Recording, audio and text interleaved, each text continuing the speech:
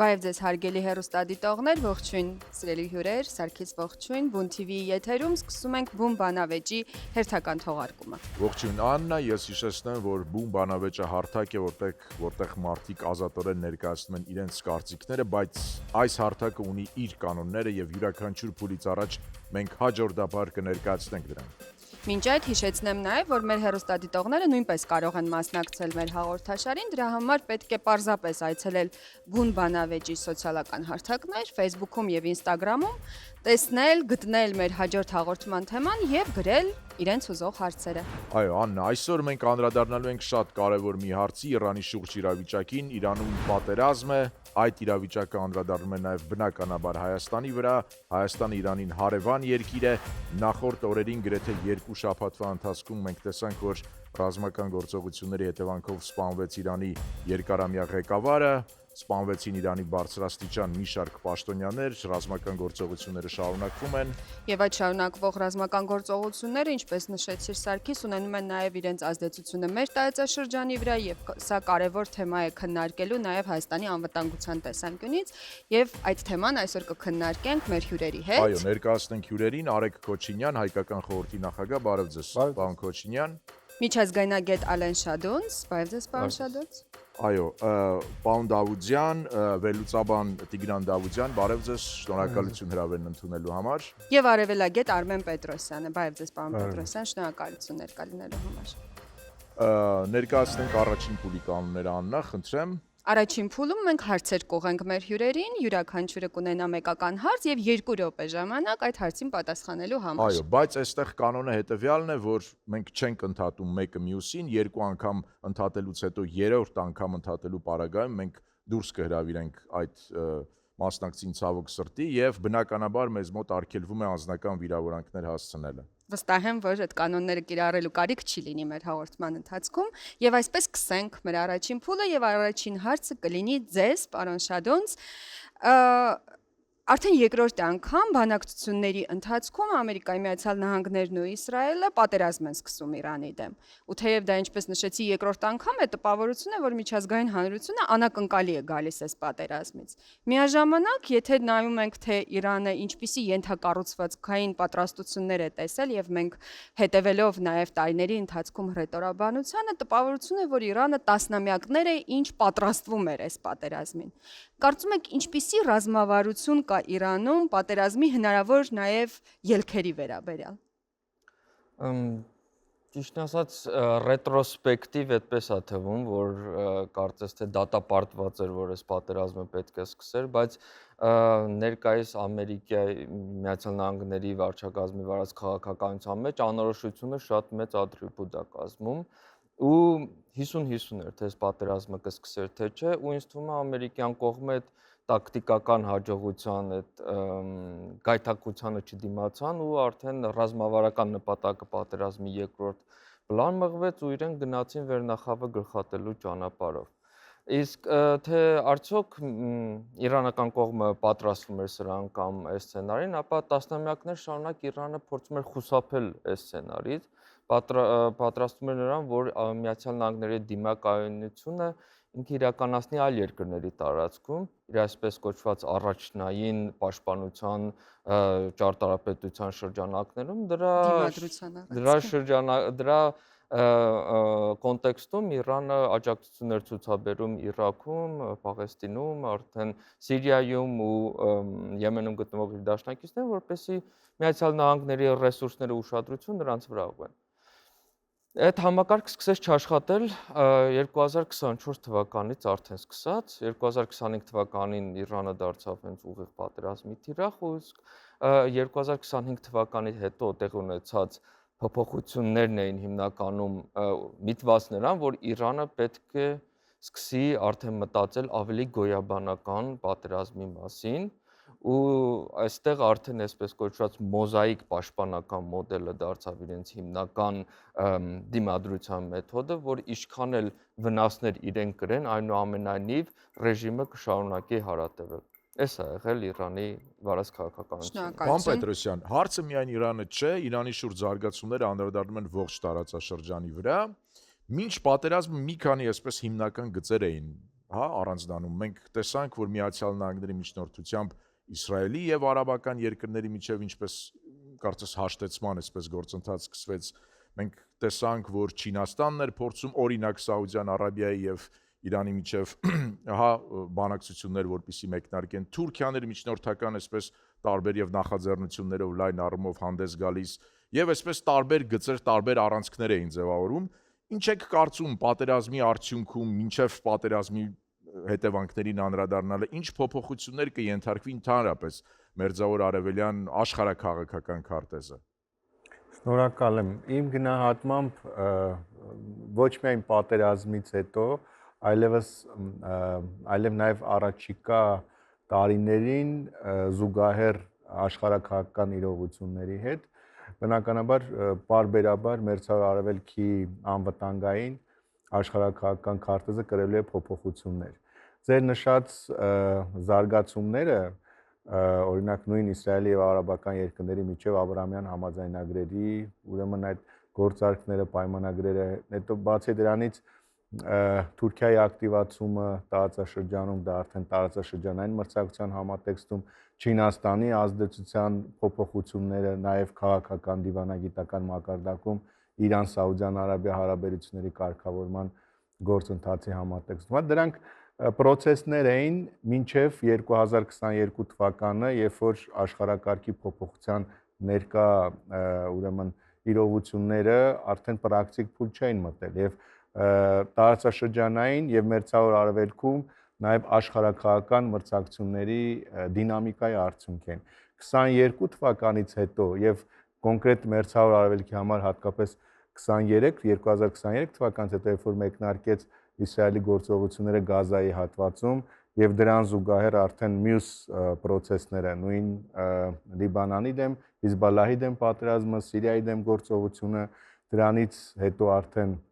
2025 թվականի պատերազմը եւ նաեւ ներկա պատերազմը,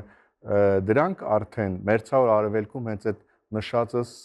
քարտեզի փոփոխության հետևանք են եւ ավաղ սրանով իրավիճակը չի փոխվելու եւ եթե դիցուկ Իսրայելը հասնի իր ռազմավարական նպատակին, մրցակցությունը եւ զարգացումները Մերձավոր Արևելքում տեղափոխվելու են նույն մրցակցային դաշտում այլ հարթություն ներառելով այլ դերակատարների։ Շնորհակալություն։ Պարոն Դավության, մինչև պատերազմը սկսելը գիտենք, որ այս տարի հունվարին նաև այդ հսկայածավալ ցույցերի արդյունքում նաև ակնհայտ դարձավ, որ հսկայական դժգոհություն կա նաև իշխանությունների դեմ եւ մինչև պատերազմը սկսելը տարբեր էին կարծիքները, թե ինչպես հասարակությունը կարձագանքի այդ պատերազմին։ Կար վարկած, որ հնարավոր է տարաձայնությունները մի կողմ դնեն եւ այսպես ասած դրոշի շուրջ համախմբում տեղի ունենա։ Որպես մարդ, ով ծնվել երկար տարիներ ապրել է Իրանում, ունի ընկերներ, բարեկամներ այնտեղ, ինչպիսին են ձեր գնահատականները, ինչպիսին է վերաբերմունքը հասարակության այս տեղի ունեցողին եւ նաեւ հայկական համայնքի եւ դրության մասին այս ընթացքում եւ նրանց վերաբերմունքի մասին կուզեի որ խոսեիք։ Ողջունում եմ ձեզ, մասնակիցներին եւ հեռուստադիտողներին։ Ընդհանրապես Իրանի հասարակության մի ստվար զանգված հիմա հոգնել է կրոնապետությունից։ Նրանք այլևս չեն ուզում լսեն կրոնականների մասին, լինի դա գործող վարչակարգը, լինի դա, այսպես ասած, բարեփոխականները եւ լինի դա արտասահմանում էլ մենք ունենք էլի ընդդիմադիր իրանցիներ, որոնք մասամբ իսլամիստներ են։ Հասարակությունը իմ կարծիքով մի մասը հոգնել է դրանցից եւ ցանկանում է աշխարհական դրվածք եւ դրա համար այն ցույցերին էլ դա էին պահանջում, որը շատ խիստ կերպով ուրեմն ճնշվեց իշխանությունների կողմից եւ հիմա էլ այն հույսով են, որ կկարողանան Իսրայելի եւ Ամերիկայի օգնությամբ աշխարհական մի դրվածք ստեղծեն երկրում։ Մասամբ կան նաեւ իրանցիներ էլ, որ քննադատում են ավելի իրենք հայրենասեր են եւ չեն ցանկանում, որ ուրիշ երկիր միջամտի իրենց գործերին եւ դրա համար իրենք հիմա հենց հավաքվել են Իրանի Իսլամական Հանրապետության գործող վարչակարգի շուրջ եւ պաշտպանում են իշխանություններ։ Իրանահայերի մասին մի քիչ երկար կլինի, եթե թույլ տաք մյուս առիթով բացատրեմ, որտեղ հիմա կարող է չբավարարի։ Պարոն Քոչինյան, Իրանի շուրջ զարգացումները անմիջապես անդրադառնում են Հայաստանի վրա։ Մենք տեսանք, որ ռմբակոծվեց Նախիջևանը, չասենք իրանական կողմը, որովհետև կարծես սկզբում հերքեցին, հետո հաստատեցին, Ադրբեջանը պնդում է, որ իրանական կողմն է ռմբակոծել։ Մենք տեսանք, որ Հայաստանի վարչապետը հայտարարեց, որ գիտեք, թրիփի հետ կապված հնարավոր է ամերիկացիների համար առաջնային լինի Իրանի շուրջ իրավիճակը եւ թրիփի ուղղությամբ զարգացումները այլևս առաջնային չլինեն, հա, միտքն ենք փորձում ներկայացնել։ Հիմա դուք ինչ եք կարծում, Իրանի շուրջ զարգացումները ինչ անդրադարձ կունենան հատկապես Հայաստանի վրա, այն նախաձեռնությունների վրա, որոնք Հայաստանի անվտանգության համար շատ կարևոր են, օրինակ թրիփը, օրինակ պայմանավորվածությունները Արևմուտքի հետ, բանակցությունները Ադրբեջանի հետ։ Դուք ինչ մարտահրավերներ, գուցե հնարավորություններ եք տեսնում։ Շատ բարի։ Մարտահրավերները մենք իրականում արդեն զգում ենք։ Դուք գիտեք, որ Հայաստանի արտաքին շրջանառության առևտրի մոտավորապես 30% տեղի ունենում Իսլամական Հանրապետության տարածքով, մեր համար դա շատ կարևոր տրանզիտի ուղղություն է, որը ըստ էության կանգ է առած եւ մենք ըստ աշխարհի հետ ընդհանրապես կապ ունենք մեր միայն մեկ սահմանով Վրաստանի միջոցով, ինչը բնականաբար լրջագույն ռիսկեր է ստեղծում Հայաստանի համար։ Դա առաջինը։ Երկրորդը թրիփի հետ կապված ակնհայտ է, որ նման լարված իրավիճակում որոշակի խնդիրներ առաջանում են, բայց ես ուզում եմ արձանագրենք, որ մենք դեռևս շինարարության փուլում չենք, որպեսզի մենք խոսենք ռիսկերի, մարտահրավերների մասին։ Մենք դեռևս ընդհանրապես բանակցային գործընթացի փուլում ենք, երբ որ պետք է իրավական հարցեր է քննարկել, եւ ինձ համար մի քիչ տարակուսելի է, ոնց կարա դա այս փուլում առնվազն բացասական ազդեցություն ունենա, եթե խոսքը դեռևս թղթաբանության մասին է, եւ այդ թղթաբանությունը կարելի է շատ ակտիվ շարունակել եւ աշխատել այդ ուղղությամբ։ Եթե օրինակ համար բանը հասներ արդեն շինարարությանը, բնական է դա ամերիկյան կողմը այդտեղ կարող է ռիսկեր տեսնել իր համար։ Ընդհանուր առմամբ Հայաստան Միացյալ Նահանգներ համագործակցությունը ես պակաս ռիսկային եմ համարում այս համատեքստում, որովհետև պատերազմի թատերաբեմը հիմնականում Իրանից արևմուտք եւ Իրանից հարավ ուղղության վրա է։ Հյուսիսը ներգրաված չէ։ Հյուսիսը ներգրաված չէ, հյուսիսում ռազմական ներկայություն ամերիկյան բացարձակապես չկա նաեւ ռազմական ներկայության հնարավորություն բոլոր այն խոսակցություններում, որոնք որ Հայաստանի Հանրապետություն ունի Միացյալ Նահանգների հետ։ Եվ ես կարծում եմ, որ անցնող տարիների ընթացքում նաև հայկական կողմը բավականաչափ աշխատանք տարել է իրանական կողմի հետ ներկայացնելու համար այս բարձ իրականությունը։ Հիմա ինչ վերաբերվում է հնարավորություններին, դուք գիտեք, որ ապաշրջափակման գործընթացը ակտիվորեն գնում է Հայաստանի եւ քննարկվում է, այսպես ասենք, Հայաստանի եւ Ադրբեջանի միջեւ, եւ դրա այսպես ֆլագմանային ուրեմն գործիքը կամ միջոցը դա հենց TRIP նախագիծն է, բայց ես կարծում եմ, որ հատկապես այն համատեքստում, որ հիմա Իրանի տարածքով Ադրբեջան-Նախիջևան կապը ըստ էության ընդհատված է, սա կարող է ինչ-որ առումով որպես կատալիզատոր ծառայել, արագացնել ուրեմն հայ-ադրբեջանական բանակցությունները կոմունիկացիաների ապաշրջափակման թեմայով։ Կարճ ուղղակի ամփոփենք, նկատի ունեք Ադրբեջանից Հայաստանի տարածքով Նախիջևան եւ հակառակ այդ ճանապարհի մասին, ճիշտ է՞։ Այո, որովհետեւ այս պայմանությամբ Ադրբեջանը այլընտրանք դրան փաստորեն չունի, եւ սա կարա դառնա բավականին լավ հնարավորություն այն փոխկախվածությունների ձևավորման, որոնց մասին մենք ամիսներ շարունակ խոսում ենք եւ ասում ենք։ Շատ լավ, շնորհակալություն պարոն Քոչինյան։ Աննա, մենք ավարտեցինք առաջին փուլը, այժմ անցնում ենք երկրորդ փուլին։ Խնդրում եմ, կարող ես ներկայացնել երկրորդ փուլի կանոնները։ Իհարկե, երկրորդ փուլում մեր հյուրերը հնարավորություն ունեն մեկական յուրաքանչյուրը հարց ուղղելու մյուս մասնակիցներին։ Հարցի համար յուրաքանչյուրը ունի 30 վայրկյան, պատասխանելու համար 3 րոպե եւ սկսում ենք պարոն Պետրոսյանից։ Եվ մինչև սկսելը պարոն Պետրոսյանից դուք ունեք նաև արձագանքի հնարավորություն եւս 30 վայրկյան, այսինքն ձեզ հարց տվեցին, դուք պատասխանում եք, 3 րոպե ունեք եւ հետո հարց տվողը ունի 30 վայրկյան արձագանքելու ձեզ։ Խնդրեմ պարոն Պետրոսյան, ում եք ցանկանում ուղղել ձեր հարցը։ Շնորհակալ եմ, հարցս ցանկանում ուղղել պարոն Դավուդյանին եւ այսպես ձևակերպեմ, հա։ Բացի ձեր նշած այն առաջնահերթությունները, որոնք այսօր կան իրանական հասարակության ներսում, հա, դրանց մեջ ինչպիսի օրինակ ծավալ ունի հենց կրոնական հատվածը, կրոնական բաղադրիչը, որտեղ մենք գիտենք, որ այսօրվա կրոնապետության հիմնական ուրեմն գաղափարական հենքը շիայական իսլամն է, այսինքն որքան է հենց կրոնական գործոնի ազդեցությունը հասարակության ներկա դիրքավորման համատեքստում, կարող եք ինչ-որ տվյալներ նշել։ Այո, որովհետև վարչակարգը հիմնված է հենց կրոնական գաղափարախոսության վրա, դրա համար կան նաև մեծ թվով հավատացյալներ, որոնք խիստ կերպով իշխանությունների կողքին կանգնած են եւ դրա համար էլ հիմա աշխարհի հանրային կարծիքի համար էլ զարմանալի է, որ արդեն 2 շաբաթ անցել է, բայց որևէ,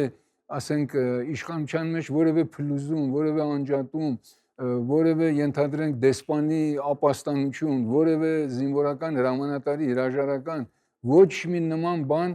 չի պատահել, որտեղ իրենք այդ շիական հատվածը դեռ հիմա էլ մտածում են, որ իրենք ծառայում են լավապես իրենց կրոնին եւ եթե մի բան էլ պատահի իրենք դրախտ են գնալու եւ դրա համար ամուր է մնացել այս համակարգը։ Պարոն Պետրոսյան, ինչ կարծիքի եք, որքանով է իրատեսական այս գնահատականը։ Փաստացի, եթե նաև հղում անենք գործընկերոջս նշած հիմնավորումներին, ըստ էության այն դիտարկումները եւ այն կարծիքներն ու վերլուծությունները, որոնք հիմնված են եղել ուրեմն Իրանը այսպես ներսից պարակտելու տարբեր սցենարների վրա, ներկա իրողությունները փաստում են, որ դրանք իրենց ուրեմն բավականաչափ մեծ քարոզչական բաղադրիչ են պարունակել իրենց մեջ։ Գուցե դեռ վաղ է, պարոն Պետրոսյան, նման գնահատականի համար, խնդրեմ Աննա։ Մենք դեռ կանդրադառնանք ինձ թվում է այդ թեմային, բայց պիտի անցնենք հաջորդ հարցերին եւ պարոն Դավության ձեր հերթն է։ Կարող եք հարց ուղղել մասնակիցներից մեկին։ Պարոն Քոչինյանի կարծիքին ես արդեն ծանոթ եմ, որտեղ ինքը քանի անգամ արտահայտվել է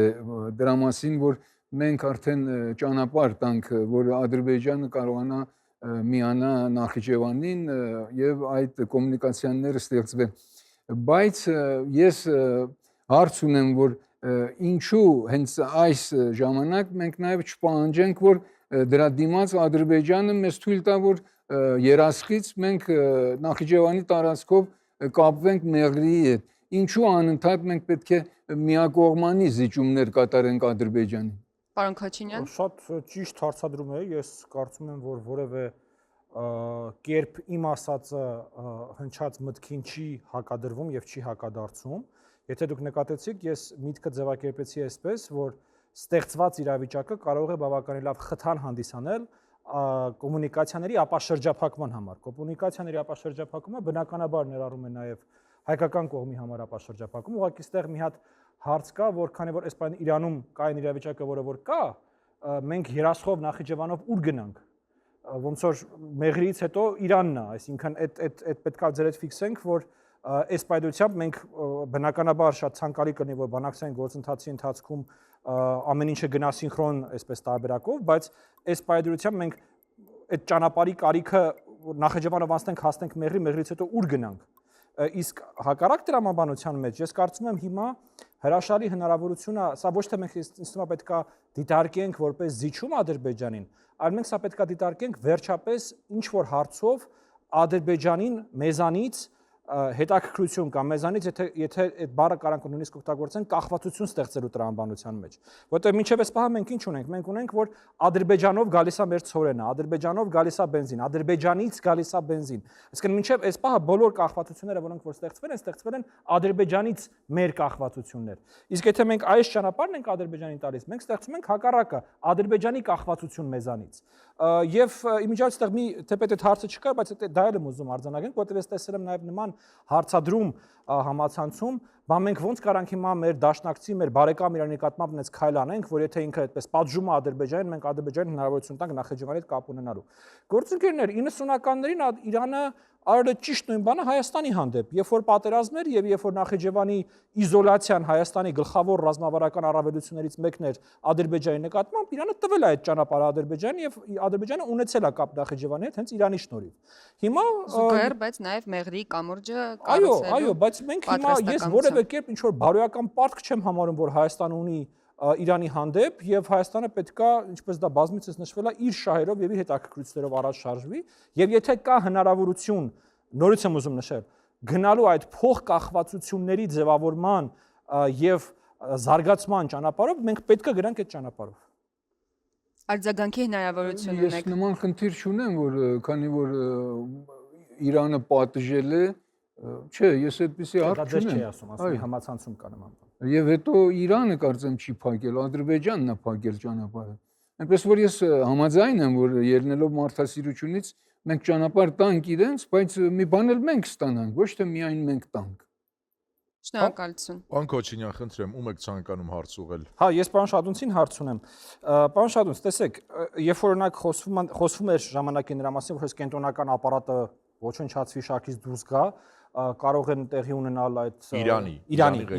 կարող են տեղի ունենալ կենտրոնախույս ուժերի ակտիվացում եւ այլն, մենք միջև այս պահը, ինչքանով որ ես եմ այդ իրավիճակը ընկալում, ավելի շատ գործ ունենք հենց որ իներցիայի հետ, որ չկա այդ կենտրոնական ապարատը կամ համարյա ապա մոնտաժված է, բայց ամբողջ պետական համակարգը դեռևս իներցիայով շարունակում է գնալ այդ միահամուռ ճանապարհով։ Ինչ եք կարծում, եթե այս իրավիճակը շարունակվի եւ եթե նոր առաջնորդներ օրինակի համար թիրախավորվի, այդ իներցիան դեռ ինչքան կարող է պահպանվել Իրանում։ Խնդրեմ, պարոն Շադունց։ Իսկ հիմա շատերը թերագնահատում են, որ 1979 թվականի հեղափոխությունը բնույթով բավականին յուրահատուկ համակարգաստեղծ հեղափոխություններ նման, օրինակ ֆրանսիական հեղափոխությանը կամ հոկտեմբերյան հեղափոխությանը, ու այստեղ արդեն մի անձին բանից անելը, թատերաբեմից անելը, այս դեպքում Խամենեին, չի նշանակում, որ ինչպես մյուս ավտորիտար համակարգերը, սա էլ կփլուզվի։ Դրա համար պետք է հաշվի առնել, որ իրանական իշխանությունը վերարտարողականության մեծ պոտենցիալ ունի ու նույնիսկ եթե ներկայիս առաջնորդի Մոջթաբա Խամենեին էլ շարքիցան, ինձ թվում է դա այդքան էլ չի վնասի ռեժիմի հարատևությանը։ Բայց մյուս կողմից էլ չեմ ուզում թերագնահատել ռեժիմի ներսում փոփոխության հավանականությունը, որովհետև այնուամենայնիվ Ալի Խամենեին մի քանի տասնամյակ ռեժիմի այս հարատևման մոդելը կառուցել է հենց իր անձի շուրջ, որպես այն հիմնական հաշտարարը, ով փորձել է ռեժիմի ներսում գտնվող տարբեր խմբավորումների համախմբել, բայց միևնույն ժամանակ թույլ չտալ, որ այդ խմբավորումներից որևէ մեկը դառնա այնքան ուժեղ, որ մարտավարեն նետի իր իշխանությանը։ Հիմա Ալի Խամենեիի գնալուց հետո հավանականությունը մեծ է, որ հենց Պահապանների կորպուսի ազդեցությունը ավելի կմեծանա, Մոջթաբան կարող է դեռևս չհասցնի իր իշխանությունը կամ իր ազդեցությունը հաստատել Իրանում եւ դեռևս հարցականի տակ է թե ինքը ինչ ազդեցություն ունի այս պահին։ Դրա համար պետք է օֆիցիալ այս դիսկուրսը երևի մի կողմ դնել ու ավելի շատ ուշադրություն դարձնել թե օրինակ անվտանգության խորհրդի քարտուղարը ու նաև պարլամենտի խոսնակը, որոնք այդ ֆրակցիոնալ քաղաքականության հենց կիզակետում են գտնվում, ինչ ազդեցություն են այսօր ու ավելի հավանական է, որ հենց իրենք էլ կլինեն այն համախմբող ուժերը ռեժիմի հարատևությունը ապահովելու համար։ Ես կարծում եմ դրա համար, որ ամերիկյան կողմը թերագնահատել է, թե ինչքան դիմակայուն է իսլամական հանրապետությունը։ Խնդրեմ, պարոն Քոչինյան։ Բնականաբար համաձայն եմ մասնագետի կարծիքի հետ եւ կարեւորում եմ այն, սրան զուգահեռ ես կարծում եմ պետք է նաեւ հաշվի առնել արտաքին մոդելավորման գործիքակազմերը։ Տվյալ դեպքում այդ արտաքին մոդելավորումը սպանություններն են։ Իսկ Միացյալ Նահանգները այն ակտորները եւ այն գործիչները, որոնք որ ի վիճակի են կամ կձգտեն ռեժիմի վերարտադրությանը, պահպանությանը, կարող է ուղղակի ֆիզիկապես ոչնչացնել եւ դա շարունակի այն դեինտեգրացիայի process-ը, որը որ կա։ Խոսք էստեղ գնաց եւ որդու մասին, եւ ԱԽ քարտուղարի մասին եւ այլն։ Ուզում ասեմ, այդ արտաքին մոդելավորման պահը սպանությունների միջոցով նույնպես բավականին ակտուալ է այս հարցում։ Եվ պարոն Շադունց, ձեր հերթն է հարց տալու։ Ես երևի հարցս մի քիչ ընդհանուր եմ ուզում տալ։ Կարող եք ուղղելու կներեք։ Երևի ուղղեմ ձեզ հարցս։ Դուք խոսեցիք Չինաստանի դերի մասին որպես միջնորդ օրինակ Սաուդյան Արաբիայի եւ Իրանի միջև ու նշեցիք, որ Իրանի հետ տեղի ունեցողը պետք է հասկանալ աշխարհաքաղաքական զարգացումների կոնտեքստում։ Այսօրվա դրությամբ, եթե նայենք Չինաստանի ու Ռուսաստանի վարած քաղաքականությանը տարածաշրջանում, որպես երկրներ, ումից Իրանը ակնկալիք ունի, ինչի են իրենք սպասում, որովհետև կարծես թե ավելի շատ սպասողական վիճակում են։ Շնորհակալ եմ, շատ հետաքրքիր հարց է։ Իմ նշած մանևրները մինչև 2022 թվականի ռուս-ուկրաինական պատերազմն էր, երբ որ այդ ժամանակահատվածից սկսեց աշխարհակարգի փոփոխությունը։ Այսինքն կարծում եմ, որ եւ Չինաստանը եւ նաեւ Ռուսաստանը եւ ընդհանրապես մեծ խաղացողները չունեին պատրաստի ռազմավարություն, ինչպես են իրեն գործելու Մերձավոր Արևելքում, անգամ տարածաշրջանի երկրները, երևի թե բացի Իսրայելից, չունեն այնպիսի ռազմավարություն, թե ինչպես են գործելու, եթե աշխարհում սկսվի նման process եւ թե Ռուսաստանի վարկագիծը եւ թե Չինաստանի վարկագիծը Մերձավոր Արևելքում բնութագրվում է այն իրողություններով եւ նաեւ մինչեւ այժմ արձանագրված զարգացումները նույն Սիրիայում տեղի ունեցածը, հա, որտեղ Ռուսաստանի մերձարևելյան առաջին զիջումը հենց Սիրիայում տեղի ունեցավ։ Եվ նաեւ Չինաստանի եւ Ռուսաստանի կոնկրետ Իրանի դեմ պատերազմի հնարավոր դրսևորումների այդ առաջին կարծես թե օրինակին մենք ականատես եղանք նաեւ 2025 թվականին, երբ որ գործուն էլի քայլեր տեղի չունեցան։ Կնսա խոսում է այն մասին, որ այս երկրները չունեն ոչ միայն պատրաստի ռազմավարություն եւ մարտավարություն, այնպես էլ հնարավորություններ չունեն ըստ էության արձագանքելու Մերձավոր Արևելքում ընթացող process-ներին։ Սա առաջին եւ ընդ որում մենք խոսում ենք հիմա գերտերությունների մասին կամ մեծ պետությունների, որոնք ունեն գերտերության հավակնություններ, բայց նույնը նաեւ տարածաշրջանի մակարդակում մենք չտեսանք։ Նույն Իրանի մակարդակում մենք չտեսանք նման ուրեմն սցենարներ, գործողությունների եւ նաեւ հնարավորությունների իրատեսական գնահատում։ Այլապես ես կարծում եմ եւ բազմիցս եմ այդ մասին նշել, օրինակ Իրանը պետք է սկսեր պատրաստվել այս պատերազմին եւ ոչ միայն սկսել, այլ ինքը նախաձեռներ ակտիվ փուլը պատերազմին դեռևս 2023 թվականին, երբ որ սկսվեց պատերազմը Գազայում, լավ 2023-ը թողնենք մի կողմ, 24-ին, երբ որ Իսրայելը սկսեց գործողություններ Հիզբալլահի դեմ։ Այսինքն եթե ամփոփելով նշեմ, կարծում Միացյալ Նահանգներից եւ եթե անգամ հիմա էլի հղում անելով ձեր խոսքին, հա, անգամ Միացյալ Նահանգների դեպքում հստակ չկար չափումները տարածաշրջանում պատերազմի հետ կապված եւ Իրանի համակարգի խոցելիության մակարդակում եւ ճունեն, ինչպես տեսնում ենք, պաուստային սցենարները, որոնք կարող են գործարկել, եթե դիցուք ասենք համակարգը կարողանում է պահպանել իր դիմակայունությունը։ Այնպես որ հիմնականում նշեմ, որ այդ անպատրաստությունը գլոբալ խաղացողների եւ տարածաշրջանային խաղացողների նման ուրեմն զարգացումների հետ կապված ակնհայտ է նաեւ այս իրողությունը մերօրյա իրադարձություններում, զարգացումներում։ Պարոն Շադունց, դուք 30 վայրկյան ունեք արձագանքելու համար։ Զուտ հավելեմ նրան, որ Չինաստանը եւ Ռուսաստանը, երևի ավելի շատ Չինաստանը օգտվում են Իրանի սահմանափակ դաշնակցային հնարավորություններից ու կարողանում են ավելի շատ ստանալ Իրանից, քան տալ, հաշվի առնելով, որ դե ուր պիտի գնա Իրանը, եթե հավատարիմ մնա այս կարծացած թշնամական հարաբերությունների Միացյալ Նահանգների։ Բոլորի ենթադրում եմ, որ Չինաստանը կսպասի, մինչև այս փոշի նստի ու հետո նորից փորձի հասկանալ, թե Մերձավոր Արևելքում ինչ կարող է անել։ Մեկ նախադասություն եթե թույլ տաք ընդհանրապես թե Ռուսաստանի եւ թե Չինաստանի մարտավարական մոտեցումն այն է, հնարավորինս շատ Միացյալ Նահանգներին պահել այս պատերազմի մեջ։ Կարծում եմ սա է այս բանը հիմնական մարտավարական մոտեցումը։ Անցնենք հաջորդ փուլին, բայց մինչև հաջորդ փուլը Աննա, դուք նկատեցիք, որ կարծես մեր հյուրերի մեծ մասի համար անակնկալ էր կամ նշվում է, որ նորությունն այն է, որ Իրանը ի տարբերություն շատ գնահատականների այդուհանդերձ կարծես դիմանում է, այսպես ասենք, եւ սա կարծես նորություն է նաեւ աշխարհի համար, էլ որ համակարգը դիմացավ, չնայած Գերագույն առաջնորդի սպանությանը եւ սա իրոք հետաքրքիր։ Այո, եւ ես իհարկե համաձայն եմ պարոն Շադունցի դիտարկման հետ, որ համակարգն ամեն դեպքում հեղափոխությունը համար կարգաստեղծ էր, իսկ համակարգը ինքնին ստեղծված էր այդ դիմակայունության համար։ Շաբաթ է անցել դեռ պատերազմից, երրորդ փուլում, այո, հարգելի հյուրեր, մենք լսելու ենք պայմանական ասած երրորդ կողմի կարծիքներ, հայտարարություններ եւ խնդրելու ենք ձեզ արձագանքել, մեկնաբանել, համաձայն եք, համաձայն չեք, դուք ունեք ինչպես երկրորդ փուլի ժամանակ 3 րոպե ժամանակ։ Խնդրեմ, առաջի տեսանյութը։ Ընդդիմությունը նաև ես քննադատում էր, որ գնացել եք մարզեր, կուկուռուզ, պերաշկի եւ այլն այս լարված ֆոնին։ Հայաստանի կառավարության եւ առաջին հերթին վարչապետի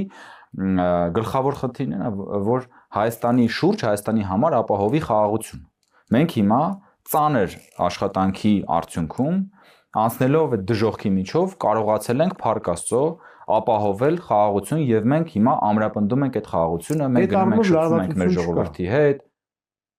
Ներողություն։ Այդ առումով լարվածություն չկա հասարակության մեջ։ չկա, որովհետև գիտեք, նկատի ունեք տարածաշրջանային զարգացումների։ Հարցեր իհարկե կան, մենք երբ որ շփվում ենք մարդկանց հետ, բոլորն էլ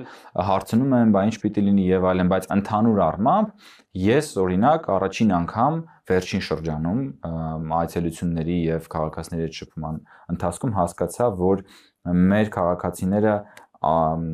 քաղաքացիների միջից այդ ներվը ավելի նվազել է պատերազմի, վերահաս պատերազմի, որովհետև անընդհատ երբ որ մենք գնում էինք հատկապես սահմանամերձ բնակավայրեր, մարդիկ մեզ ավելի շատ հարցնում էին, կարողա նոր հարձակում լինի, կարողա նոր պատերազմ լինի, բա վերջին ինչա լինելու եւ այլն, ու հիմա Իշխանության տարբեր ներկայացուցիչներ այս օրերին շատ հաճախ են նման հայտարարություններ անում, անվերջ շեշտելով, որ շուրջ բոլորը քաոս է, պատերազմ, իսկ մենք կարծես խաղաղության կղզյակի ենք Եվ վերածվել։ պերաշկի ենք ուտում կուկուրուզի հետ։ Եվ անհոգությամբ, այո, կարող ենք անել ինչ ուզում ենք, այսպես ասած։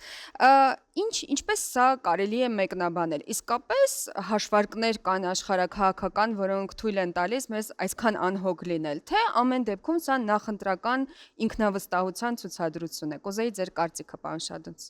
Դժվար հարց է, ինչ որտեղ ուզում եմ նշել, որ երևի է տագնապային տրամադրությունը, որ կար մինչև օգոստոսի 8-ը Հայաստանում, մի քիչ նվազել է, սոցհարցումներն էլ են դա ցույց տալի, բայց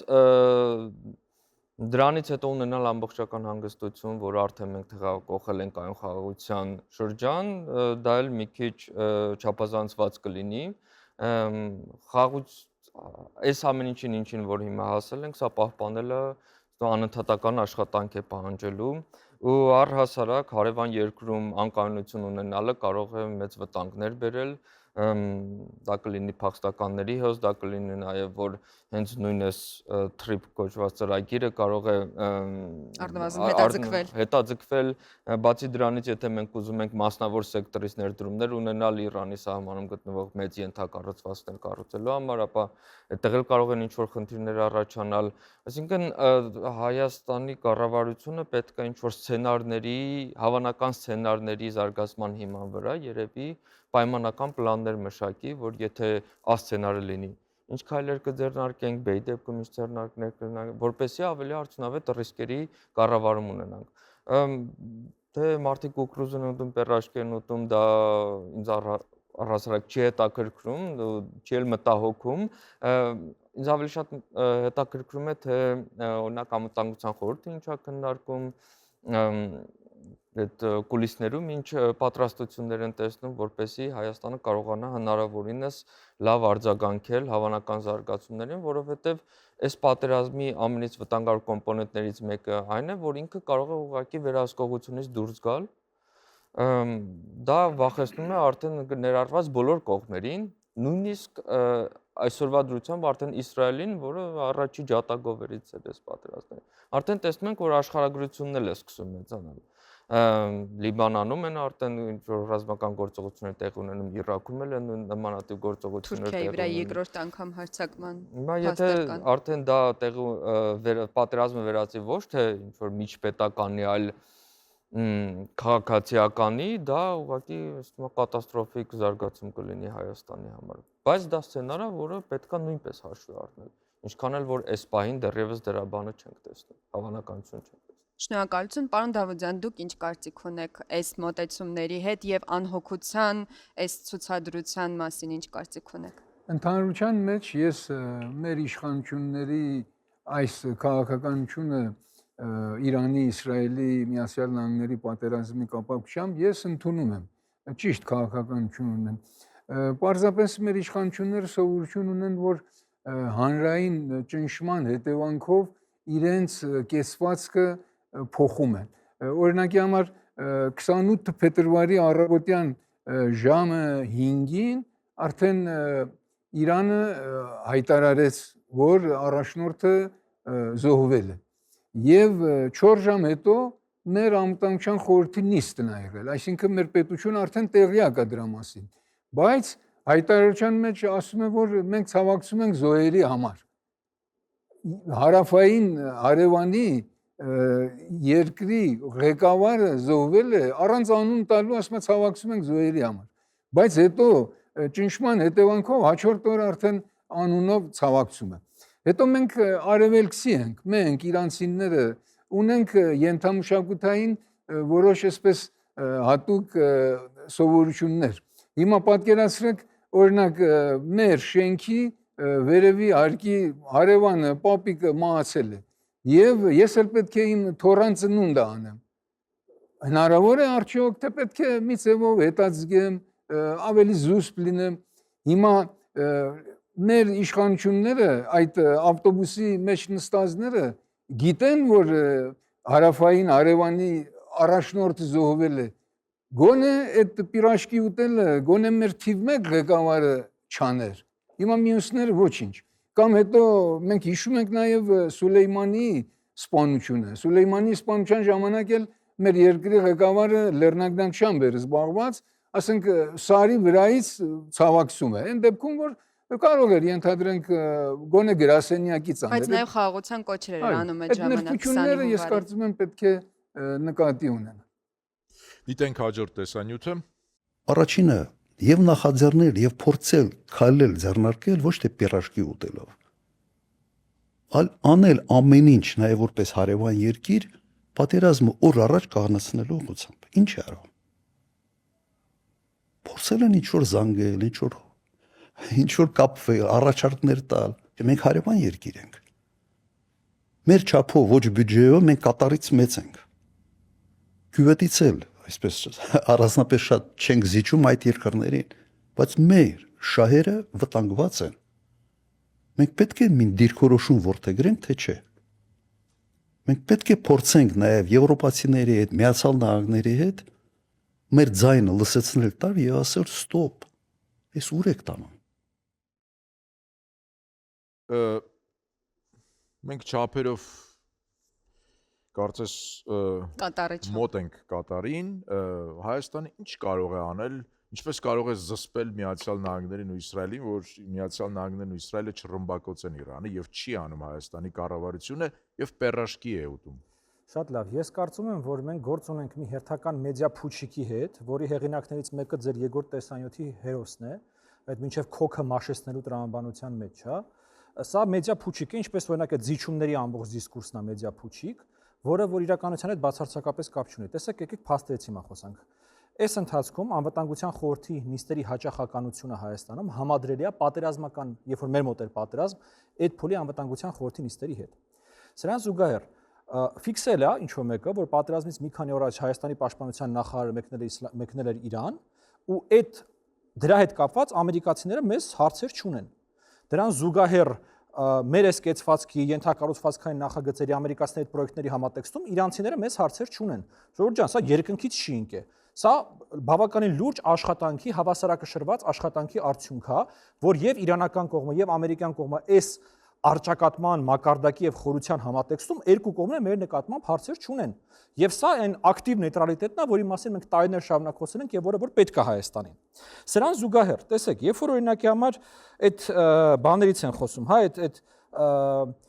պերաշկի ուտել, չգիտեմ, այդ զվարթ ուրախ կյանք, ու դրա անթույլատրելիությունից, երբ որ հարևանի մոտ պատերազմ է։ Ես մի տեսակ չեմ հիշում, որ Իրանում սուգ ու տրաուր լիներ, երբ որ մեր մոտ էր պատերազմ կամ երբ որ մեր մոտ էթնիկ զտում էր տեղի ունեցել, Արցախից մարդիկ տեղահանվել էին։ Այսինքն այս կտրվածքով մենք ունենք անելու աշխատանք, այդ աշխատանքին զուգահեռ մենք մեր ներքին կոմունիկացիան ոնց ենք պահում, մենք մեր ներքին ուրեմն հասարակության հետ կապը ոնց ենք պահում, դա որևէ մեկին չի վերաբերվում։ Առավել եւս, որ այն նույն տեխնոլոգիաները, որոնք որ իրականացվում են Հայաստանի իշխանությունների կողմից, ինչ որ չափով նաև հանգստություն սերմանելու, ուրեմն այսպես բան ընկճախ թույլ չտալու համար արվում է նաև արաբական երկրներում, նույն այդ սնունդ ուտելու հանրային վայրերում սնունդ ուտելու բանը մենք տեսանք նաև արաբական Միացյալ Էմիրություններում։ Այսինքն, Ժորժ ջան, մենք ձևը բովանդակությունից պետքա վերջապես տարբերենք, եւ որ ամենակարևորն է, անընդհատ ներառվենք այն մեդիա փուչիկների մեջ, այն կեղծ նարատիվների շրջանառության մեջ, որի գլխավոր հերոսը եւ հերոսներից մեկը ձեր Եգոր Տեսանյութի անձն է։ Պարոն Դավիթյան, մինչև խոսքը պարոն Պետրոսյանին փոխանցել, ըստ էության քննադատություն հնչեց ձեր խոսքին, թե գիտեք, երբ որ Արցախում էր պատերազմ, մենք չենք հիշում, որ Իրանում այսպես ցավակցեին, ես անգամ հիշում եմ, որ պատերազմի ավարտին նաև Իրանի գերագույն առաջնորդը շնորհավորեց Ադրբեջանին տարածքային ամբողջականությունը վերականգնելու հետ կապված։ Հիմա ինչի եք նեղանում, երբ որ մենք Իրանում պատերազմը եւ պոնչիկ ու պերաշկի ենք ուտում, ինչ կարող եք ասել։ Գուցե համաձայն չեք պարոն Քոչինյանի ասածների հետ։ Համաձայն եմ, հիմա ճիշտ է Իրանում մենք այդ օրերին չենք տեսել, որ իրենք ցավակցեն մեզ Արցախի համար, բայց կարծում եմ նաև իրենք զուսպ են եղել։ Հետո մենք պետք է նկատի ունենանք, որ խոսում ենք մի իսլամական պետության մասին, որը ասում է ես աշխարհի մուսալմանների ղեկավարն եմ, այսինքն նաև Ադրբեջանի մուսալմանների ղեկավարն եմ եւ նաև սպանված ղեկավար Խամենեին մի նախադասություն էլ այն ժամանակ ասաց, որ Արցախը իսլամական տարածք էր եւ վերադարձավ մեր գիրկը։ Այո, որտեւ իրենք այդպես են նայում աշխարհի խնդիրներին։ Համաձայն եմ այդ մասով։ Իսկ գալով մեր միջնորդության այդ խնդրի կապակցությամբ, ես կարծում եմ մենք այդ տրամաչափի երկիրը չենք, որ կարողանանք այս հարցում միջնորդություն առաջարկել։ Պարոն Պետրոսյան, մեր երկու բանախոսները կարծես համաձայն չեն Հայաստանի երկրորդ նախագահի հետ, գուցե դուք եք հնարավորություն տեսնում, որ Հայաստանը կկարողանա ինչ-որ միջնորդական առաքելություն իրականացնել։ Ի վերջո պարոն Քոչինյանը ասաց, որ կարծես մենք հոյակապ հարաբերություններ ունենք պատերազմող բոլոր կողմերի հետ, ես նկատի ունեմ Միացյալ Նահանգներ եւ Իրան։ Դե հենց այստեղ է, որ բարթանում է մեր խնդիրը, բայց այստեղ բարթանում է խնդիրը ոչ թե միջնորդություն առաջարկելու, այլ էլի ես էլ պետք է անդրադառնամ պարոն Դավությանի խոսքին, այլ արձագանքի մասով, այսինքն հնարավորինս հավասարակշռված արձագանքի միջոցով որևէ կողմից չթիրախավորվելու։ Իսկ զոհերը մենք գիտենք, որ միայն Իրանի բարձրագույն ղեկավարության շրջանում չեն եղել։ Եղել են նաև դպրոցին հարված ավելի քան 170, եթե չեմ սխալվում, եւ նաև իհարկե քաղաքացիական անձանց շրջանում։ Ինչ վերաբերում է արդեն այս պերաշկի եւ եգիպտացորեն ուտելու վերաբերյալ այս դիսկուրսին Հայաստանում ներքաղաքական ներքին, սա կարծում սրա հիմնական պատճառը այնուամենայնիվ այն ներքաղաքական ակտիվության շրջափուլն է, նախընտրական շրջանն է, որում մենք գտնվում ենք։ Mən չեմ կարծում, որ եթե մենք գտնվենք այլ շրջափուլում, այսքան մեջ ռեզոնանս առաջանար այս հայտարարության հետ կամ այս միջադեպի կամ տեսանյութի հետ կապված։ Որտեվ շատ լավ հասկանում ենք, որ այդ տեսանյութով իշխանությունը ուզում է ցույց տալ իր խաղաղության օրակարգի հաջողությունը, որի հետ կապված համաձայն եմ պարոն Քոչինյանի հետ ահռելի ջանքեր են գործադրվել եւ օգոստոսի 8-ից հետո վստահաբար անվտանգային միջավայրը համոզում է այդ տեսանյութը, որ մենք երբ որ դուք տեսնում եք, որ երկրի բարձրագույն ղեկավարությունը ավտոբուսում նստած Իրանում պատերազմի ֆոնին կուկուռուս եւ պերաշկի, դուք համոզվում եք, որ մենք խաղաղության միջավայրում ենք ապրում, դա նպաստում է, ինչ եք կարծում։ Այդ տեսանյութը վստահաբար ոչ ինձ էր ուղղված, ոչ էլ այստեղ ներկա որևէ մեկին, այլ շարքային Հայաստան Հանրապետության քաղաքացուն, որտեղ մենք այստեղ բոլորս մասնագետներ ենք եւ հատկապես պարբերաբար Իրան-Իսրայել եւ կամ տարածաշրջանում Իրանի շուրջ մարտահրավերների առաջացման ֆոնին մենք բոլորս էլ կանխատեսել ենք, որ Ադրբեջանը կարող է տարածաշրջանային պատերազմի պայմաններում հենց այնպիսի պատերազմի, որ ներկայում ընթանում է, օգտվել իրավիճակից եւ իրականացնել այսպես կոչված Զանգեզուրի միջանցքի ծրագիրը, բայց օգոստոսի 8-ից հետո փաստացի դեռևս թղթի վրա մենք ունենք մի նախագիծ, որը իրականում կարողանում է ապահովել Հայաստանի շուրջ անվտանգային միջավայրը եւ երկրորդ նախագահի ուղերձն էլ ոչ թե այդ տեսարանին էր ուղված, այլ բովանդակային առումով հենց այդ խաղաղության օրակարգի հաջողմանը որպես այդպեսին քարոզչական մակարդակում արձագանքելու միջոց էր։ Շատ լավ, շնորհակալություն պարոն Պետրոսյան, ես հիշեցնեմ, որ դուք դիտում եք բուն բանավեճը եւ դուք հարգելի ունկնդիրներ նույնպես կարող եք մասնակցել այս բանավեճին ձեր հարցերը ուղղելով։ Մենք անցնելու ենք 4-րդ փուլին, մինչ այդ ուզում եի մեկ փոքրիկ մեկնաբանությամբ, երբ խոսք է գնում զուսպ լինելու մասին իրանական կողմի, երբ Հայաստանում էր պատերազմ, ուզում եմ պարզապես նշել, որ ամեն դեպքում Իրանի քաղաքական մշակույթը ավելի շատ սուքի մշակույթ է եւ ոչ տոնախմբությունների եւ նույնիսկ սովորական ժամանակ էլ այնտեղ շատ չենք տեսնի անհոգության եւ ուրախության դրսեւորումներ։ Հիմա այս փուլում ինչ է մեզ սպասվում, այս փուլում մենք ընթերցելու ենք ձեր հարցերը եւ մեր հյուրերը պատասխանելու են այդ հարցերին։ Խնդրեմ առաջին հարցը։ Առաջին հարցը, ինչ պետք է անի Հայաստանը, եթե մեծ թվով փախստականներ գան Իրանից, արդյոք այդ պարագայում էթնիկ ադրբեջանցիների ներթափանցման վտանգ չի լինի։ Պարոն Դավության, Դուք բնակվել եք Իրանում, թերևս այս հարցին խնդրենք դուք պատասխանեք, ինչ են մտածում Իրանում, պատրաստվում են, ինչպես գրված է հարցում, ներթափանցել Հայաստան, գուցե զանգվածաբար։ Ես կարծում եմ, որ հիմա մենք զանգվածային գաղթի վկա չենք լինելու։ Նման իրավիճակ չկա։ Փաստն էլ ցույց է տալիս, որ արդեն 2 շաբաթ է անցել է պատերազմից, բայց իրանցիները ճնշող մեծամասնությամբ իրենց երկրում են, իրենց բնակավայրում են։ Հիմա բնական է, շատերը, ասենք, քանի որ դպրոցները փակ է, բուհերը փակ են, գործարանները փակ են, նախարարությունները կիսով չափ են աշխատում, բանկերը կիսով չափ են աշխատում։ Այդ բնակիչները գնում են իրենց ամառանոցները, գնում են գյուղերը։ Օրինակ իրանահայերը գիտեք, որ Կասպից ծովի հարավում ունեն մի մեծ տեղ Հայկաշեն ծովափնյա շրջան, մի մասը գնացել են այնտեղ։ Մենք զանգվածային գաղթի խնդիր չենք ունենալու, գալով էթնիկ ադրբեջանցիներին։ Հենց հիմա Հայաստանում բնակվող իրանցիների կամ բիզնես անող իրանցիների կամ բեռներ բերող իրանցիների 90% ազերի են։ Դուք արդեն նկատել եք, որ քանի անգամ էլ գրվել է սոցցանցերում, հրապարակում Իրանի ազերիները շատ հանգիստ կերպով հեռախոսով խոսում են իրենց ընտանիքի հետ, հենց ազերի, թուրքերենով բարձր գոռալով իր կնոջ հետ է խոսում, երեխեքի հետ է խոսում, Երևանի տոնածառն են նկարագրում եւ Հաճախ այդ վարքի մեջ իմիջիայլոց միտում են տեսնում, դուք ինչպես դա կմեկնաբանեք։ Հասարակական արձագանքում միտում են տեսնում, որ ճիշտ հակառակը, ես կարծում եմ ադրբեջանցի Իրանի ազերիները ուզում են ցույց տան, որ Հայաստանում ոչ մի խնդիր չկա, այն դեպքում, որ ամբողջ իրանցի գործարարները, որոնք Հայաստանի հետ աշխատում են, Ադրբեջանի սև ցուցակում են։ Ես իրանցի ընկեր ունեմ, որ մեծ ինքը բիզնեսի ընկերություն ունի, նաև ազերի է։ Ինքն ցույց է տվել, որ իր ընկերությունը Ադրբեջանի կողմից սև ցուցակում է եւ շնորհակալություն պարոն Դավթյան։ Եվ կներեք, նրանք որ Հայաստանի հետ բիզնես են անում, չեն կարող Ադրբեջանի հետ բիզնես անել։ Վստահ չեմ, որ նույն պայմանները հիմա կան, Աննա, բայց ամեն դեպքում չեք կարծում, որ կանանց հետ կնոջ հետ գոռալով խոսալ թերևս չի կարելի։ Կարծում եմ իհարկե։ Շատ լավ, ընթերցենք հաջորդ հարցը։